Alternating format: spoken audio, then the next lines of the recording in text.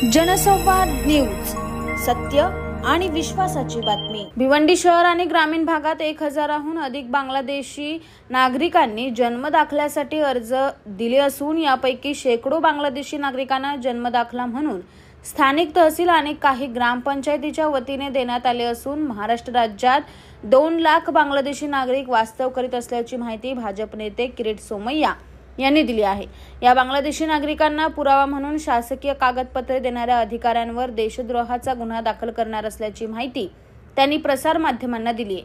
अभिनेता सैफ अली खान वर झालेल्या जीवघेण्या हल्ल्यात बांगलादेशी नागरिक असल्याचे उघडकीस आल्यानंतर जिल्ह्यासह राज्यात पोलीस यंत्रणा अलर्ट होऊन ठिकठिकाणी छापेमारी करून बांगलादेशी नागरिकांची धरपकड करीत आहेत।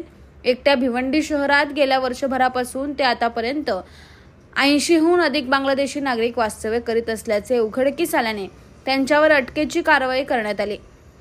याच पार्श्वभूमीवर भाजपचे नेते किरीट सोमय्या यांनी आज भिवंडी तहसीलदार कार्यालयात येऊन तहसीलदारांची भेट घेतली।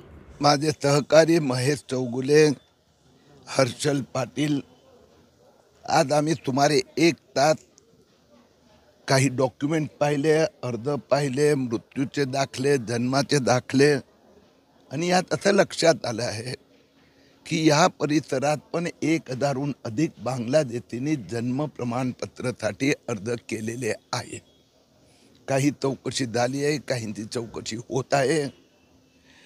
महाराष्ट्रात 2 लाख बांगलादेशी रोहिंग्यांनी अर्ज केले।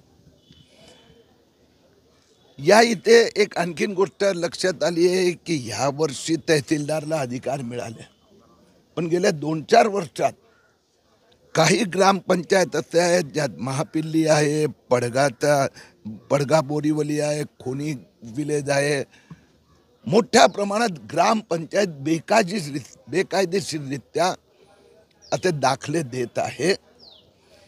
देवेंद्र फडणवीस यांनी स्वतः लक्ष घातलंय।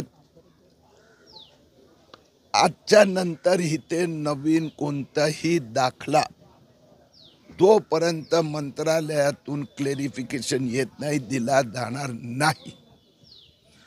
हे ते प्रावधान आहे उशिराने जन्म प्रमाणपत्र। आता 60 वर्ष 70 वर्षाचा 50 वर्षाचे लोक इथे अर्ज करतात, तर 50 60 70 वर्ष होतात कुठे तुम्ही? आणि सगळे जे पुरावे घेतलेले सगळे फर्जी आहेत। म्हणून सगळे अर्ज ज्यांना दिले आहेत आणि ज्यांना देण्याची तयारी, या सगळ्यांचं इन्व्हेस्टिगेशन होणार। पुढच्या 1-2 दिवसात महाराष्ट्रात काही अधिकाऱ्यांवर या घोटाळा संबंधात कारवाई पण होणार।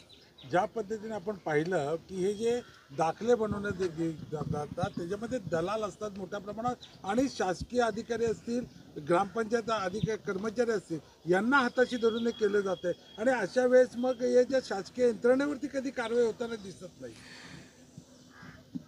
मी आपल्याला पहिलेच सांगितलं की 2 दिवसात आपल्याला अधिकाऱ्यांवर कारवाई दिसेल।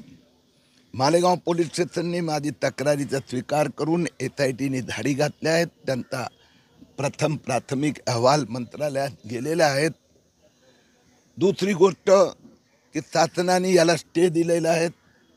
तिसरी आता माझी आग्रहाची मागणी देवेंद्र फडणवीस यांच्या मुख्यमंत्र्यांकडे आहे की जे 1.5 लाख लोकांना जन्म प्रमाणपत्र उशिरा देण्यात आलं आहे 2024 मध्ये, त्या सगळ्यांचं इन्व्हेस्टिगेशन व्हावं। मी जे 3 ग्रामपंचायतीचं नावं दिले आहेत त्या ग्रामपंचायतीला पुढच्या काही 5-15 दिवसात मी स्वतः भेट घेणार आहेत, कारण की त्याच्या संबंधीचं भयंकरच माहिती आली आहे। ग्रामपंचायत काही कागद नसताना त्यांना दाखले देत आहेत।